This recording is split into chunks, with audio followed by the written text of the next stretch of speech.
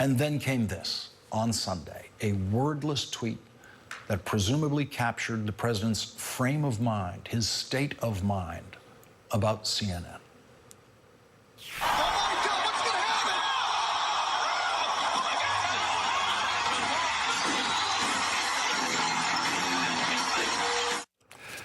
The tweet seen around the world, that created a new burst of interest in the 25th Amendment and the mental stability of the President of the United States. It was like a straw breaking a camel's back. The world's strangest tweeter, given his position in our government and his position in the world, tweeted one of his strangest tweets after a week in which his mental health was already being questioned. What everyone knew the second they saw that tweet about him fighting with CNN was that the president, that presidents do not do this. That's everyone's first reaction. Presidents do not do this.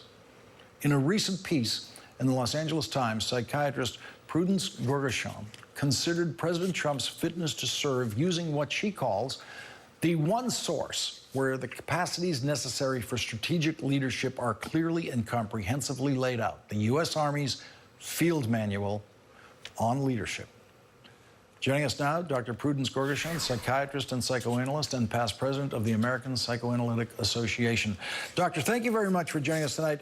Run us through why the Army Field Manual and what it tells us about the president. Well, thanks for having me tonight. I was fascinated by the language of the 25th Amendment and the idea of how would we determine that a president was unable to carry out the duties of his office. And I had the idea a couple months ago that continuing to diagnose him was not going to go very far because, first of all, you can never get 3 psychiatrists to agree on a diagnosis. And as Fox News just pointed out the other day, 49% of presidents have served with a mental health diagnosis. So I wanted to develop,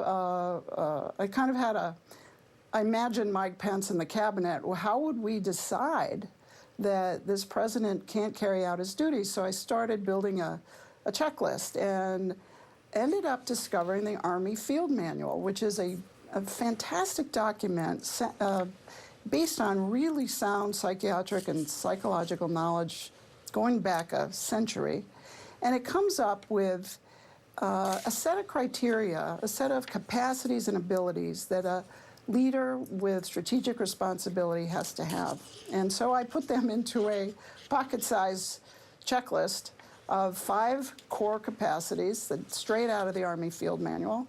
And anybody, you don't have to be a psychiatrist or a doctor, any observant person can take a look at these and say, does Donald Trump meet these, does he have these capabilities?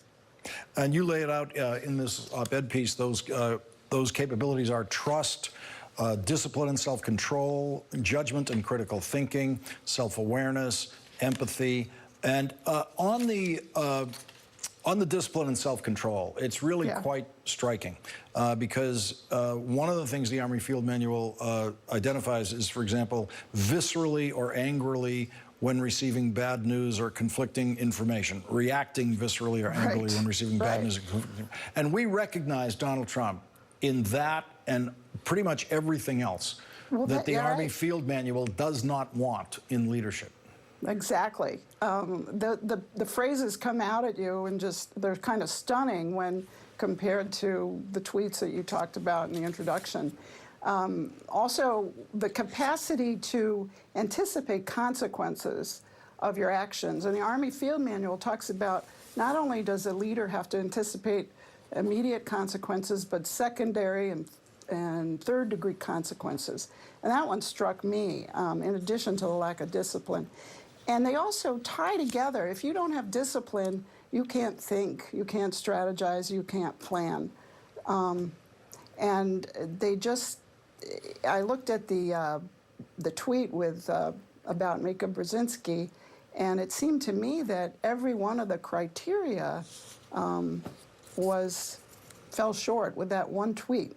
Yeah, every one of the criteria that would get you knocked out of a leadership position in the Army was met by the president in a single tweet, and here In he a is. single tweet, all 5. And here he is, Commander-in-Chief of that Army.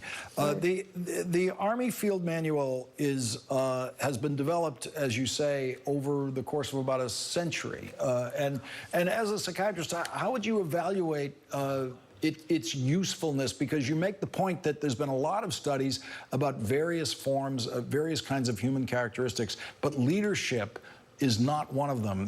Entrepreneurial stuff, business leadership has been written about, but this kind of leadership has not been written about. Well, even in business, in the business literature, the basic capacities of what does it take to be a human being with vast responsibility for a life and fortune of others. Even that in the business literature is not clearly pulled together in one place. The Army Field Manual was the only place I could find where anybody did that. I do want to correct one thing. I didn't mean the Field Manual had been in existence for 100 years. It does have a long history. But the background, the psychological and psychoanalytic knowledge that it's based on goes back 100 years. But the question is, how do we define, not mental health, mental illness, but capacity to shoulder enormous responsibility and the fate of nations? And this document is the only place I found that really puts that down. And I think that we're better off looking at positive attributes of capacity rather than, oh, does he have this diagnosis or that diagnosis? Because not only will there be disagreement, but it's not a mental diagnosis does not necessarily disqualify you to be president, as Abraham Lincoln famously was severely depressed at different times in his life. Dr. Prudence Gogershon, thank you very much for joining us tonight. Really appreciate it. Thanks so much for having me.